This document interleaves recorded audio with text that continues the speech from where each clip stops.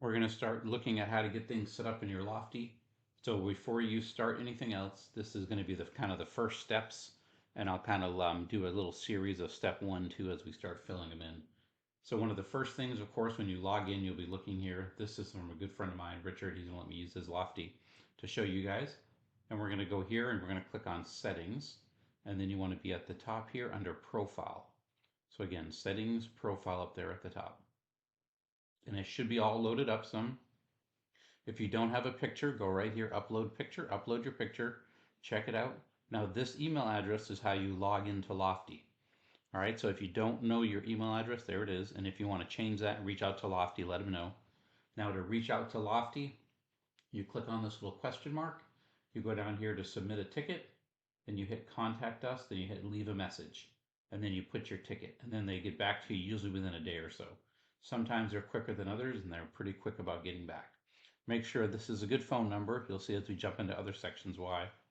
You also want to have your license ID, what it is, your agent, all that. Your company name will be here, your broker name, and the address if you have one. And it should also show your MLS ID because he's in San Antonio Board of Realtors. That's his MLS number. Now at the bottom for email signature, sometimes it comes like this. Sometimes you have to make your own.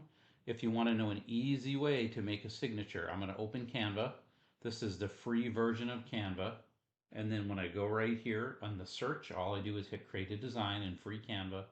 I'm going to hit email signature and it's going to open up. And then once you're there, you see you have all these different options. Let's say I like this option here. I will just change the picture, change the wording, and then just go through and put all my information. Once you clean it up and it looks good and you have all your information loaded for your signature, you just go here to share and then you hit download. And then it's going to say where do you want to download it, etc. as a PNG, which is what you want, or a JPEG. You want it as a picture. And then once you have it downloaded and it's in there, when you're back here in the email signature spot, you're going to hit edit and then see this is a picture. So then you just delete it, put a new one in, whatever, and then you'd hit picture, insert image there, and you drop it in where you want it. And it's that easy, you can do it. Now you can notice here that Richard also has his IEBS and consumer protection set up above the signature line. I'll do a different video on how to build a signature block because that'll be a little bit longer video. And we're trying to keep these nice and short.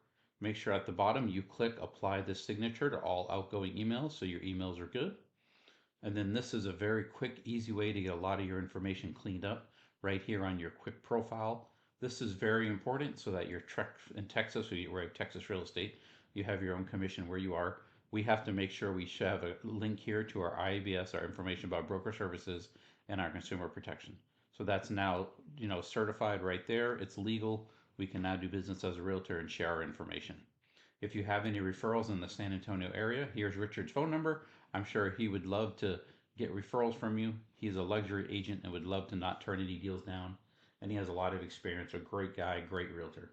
He'd love to work with you. And that's how he gets for letting me use this thing. We'll get him referrals. So please give back to Richard for letting us do this. If you have any more questions on this easy section, let me know. And then we're going to start moving down to other sections and kind of walk through step by step.